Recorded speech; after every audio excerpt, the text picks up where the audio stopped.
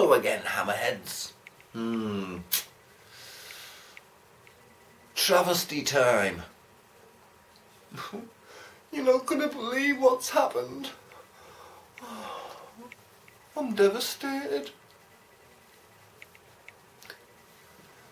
My can's empty, so I'm gonna have to go all the way back to the kitchen and get a fucking new one.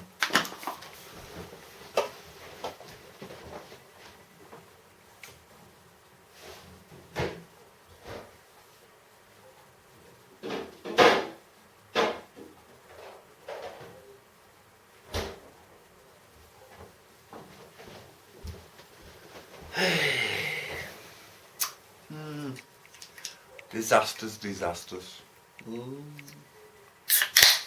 Anyway, right. Been looking at fucking the paper today. Didn't have the Daily Mirror, so I had to get the fucking Evening Chronicle and the Echo. Because I'll read the Echo on my first break, then I'll read the Evening Chronicle at dinner time. That's how bloody interesting they are. You get like the last 40 pages, don't even bother.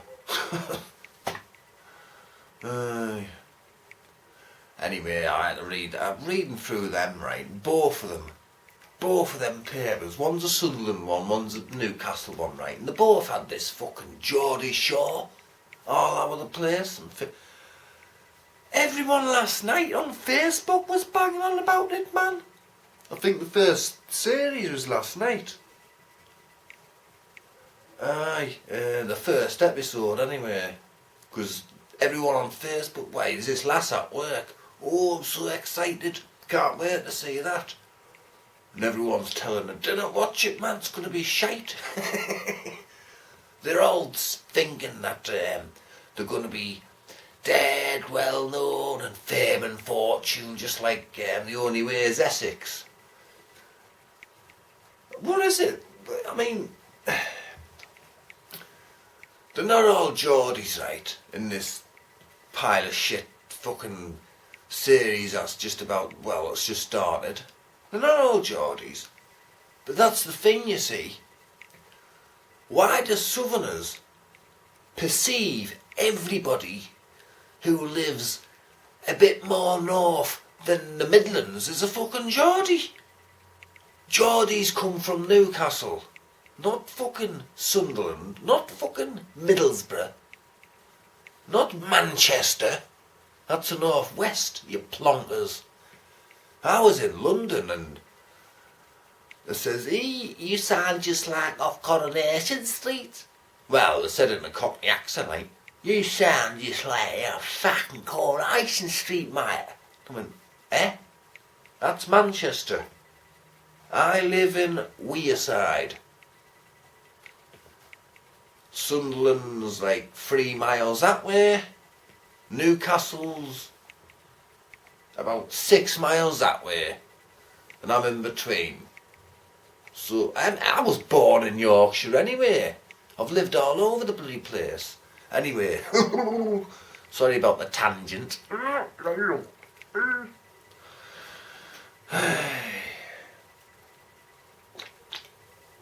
But, no thank you. Just when you've got rid of one reality show, another one mushrooms. Where are they all coming from? I mean, you know, that's probably, that's, tell you what, right, it's because Big Brother's been finished. That's its replacement. We're going to have to put up with that fucking shit all summer, you know. Well, not all summer, because apparently it's only 6 episodes long. And they're all going, oh, I hope we do a sequel. I mean, there's one lass, right, I was reading about it today, and she was like, was it? She was studying, she was working in some nightclub, right? God knows what, serving drinks or something. And she was also studying criminology at university. And she's packed all that in for this. Oh, I knew one good thing would happen to me one day, and it's gonna happen. Can she be 100% sure of that, can she? Oh, God. I'm surprised she's not bloody blonde, I tell you. What is this craving for fame everyone has? What? Why? Do you really want to go in the bog and fucking paparazzi that pop up from the fucking plug hole and take a picture of you having a shite? That's what it'll be like for the rest of your fucking life. You can't hide anywhere, man. I wouldn't be able to handle fame, me. Fuck that shit. I wouldn't mind being known as an established novelist, but that's it.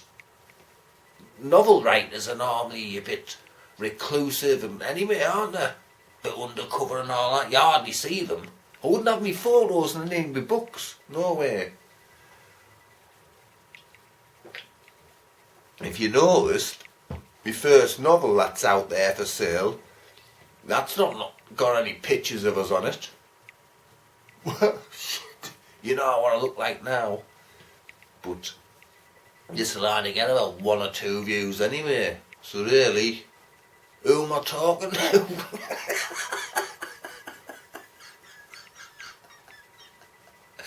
Oh, God almighty.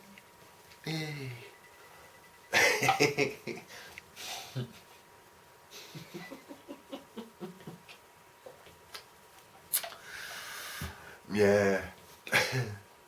Soaps. I mean, I used to watch soaps all the bloody time, mate.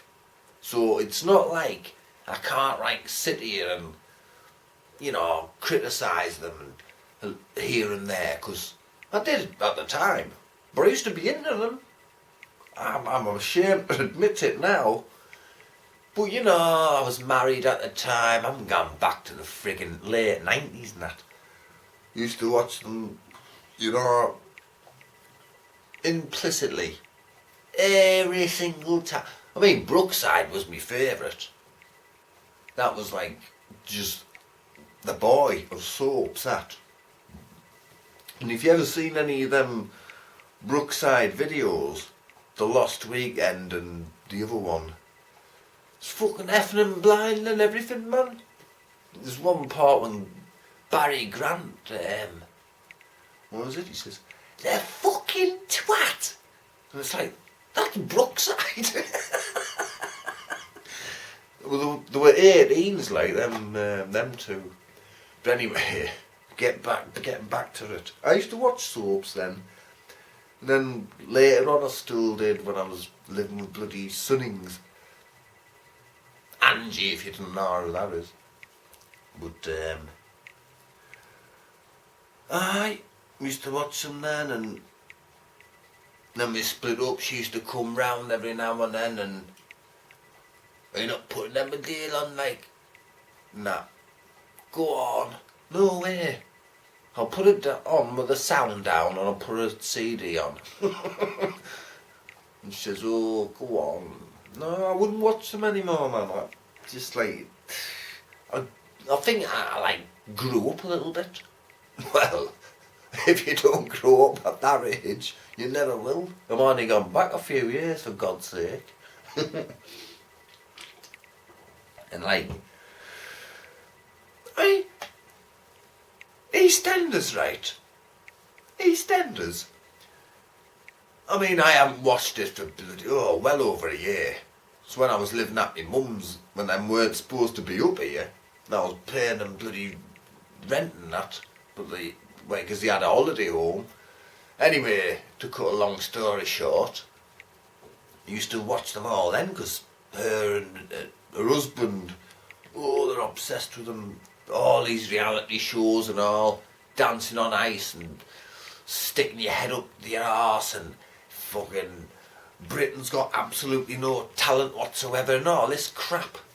And watch them all. The fucking X Factor. Fucking X Factor, come on, man. Jesus wept. Like EastEnders, right? Like I say, do they still have the laundrette? Because you go in any of the houses, right? Well, not physically, but you look when they're in the kitchen and that. Queen Vic, here, there, anywhere. They've all got fucking washing machines. So why are they all fucking spending morning, noon and night in a bloody laundrette? Come on, man. Nobody goes to laundrettes in England anymore. Jesus. Only time I've been to a laundrette. Sorry, guys. Laundromat. When I was in America in 2006. I didn't have a washing in the fucking cabin in the middle of the bloody wilderness. So, but laundrettes. I mean, EastEnders has still got that fucking laundrette in it. Since 1985, man. Come on, man. That's way far-fetched. Bit like Jack Duckworth and his broken glasses where he wore for 10 years on the set. I'm like, oh wait, man. He's still got that plaster between the frame to keep them together. I'll never get national health funds and all. I mean, they were running a bloody pub. You'd think he's got no excuse. He can afford them, can't he? Why, aye.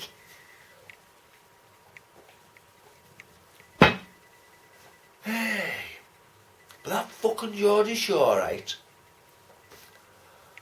Geordie Shore, my fucking bellend. It's nothing but... I'll tell you what, right? I haven't even watched it, but I know it's shit. You might call me, like, a bit cynical here, or a bit, even psychic even. Or you may ask, how do you know it's going to be shit if you've never watched it? Because, come on, man, it's got shit written all over it. Fucking Geordie Shore. You know, the rest of the country's going to be thinking us Northerners as thick as pig shit and we're all fucking delinquents or something. Because, well, thanks to that, thanks to the producers and that, and thanks to all the fucking, the so-called Geordies in it, overacting, just to try and be famous. Yeah, they overact. They overpower they use their accents more broadly on purpose, just like that fucking Cheryl Cole does. I mean, no one talks like that from up here. I mean, I've got a brilliant phone voice when I'm on the phone, me. Or like, I'm ordering a takeaway or something like that. It's like, oh, hello. Yes, it's 1 4 blah de blah. Okay, fair enough. It's easy to tone your fucking accent down. It's not bloody well brain surgery, is it? No, I can do it. And I've never been elocution lessons. I'm just good at taking loads of people off. Just ask any of my school friends. I took all the teachers off brilliantly. I've got the tapes to prove it. I'm gonna have to get them on my hard drive and all eventually. Anyway, I mean Emmerdale. Come on, man. I mean, I remember when that started in 1972. Emmerdale Farm. And like, had about 2 houses, half a pub, and like a tiny little farm, and that was it. And like the biggest scandal in an episode, well, a few episodes, the same big scandal, was something like, oh, I've had 2 eggs pinched from my doorstep. You know what I mean? It had gone on for fucking weeks until the culprit was caught. That's how exciting Emmerdale Farm was in 1972 when it was first broadcast. And then now it's like, you've got about 5 houses now instead of 2, and a whole pub, and a few more fields. But at the end of the day, it's still a tiny little bloody well village supposedly in North Yorkshire. And you've got all this drama going. Is there no middle ground here? You're going from a few pinched eggs to bloody mass murders, rapes, decapitations, fucking plane crashes. Come on, man.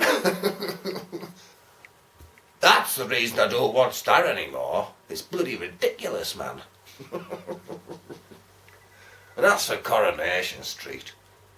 That's just a competition with bloody EastEnders, isn't it? Oh, EastEnders. Oh, let's get David Essex. So, Coronation Street. I know, let's get such and such. That'll boost ratings even more. It's like a north-south thing, really, isn't it?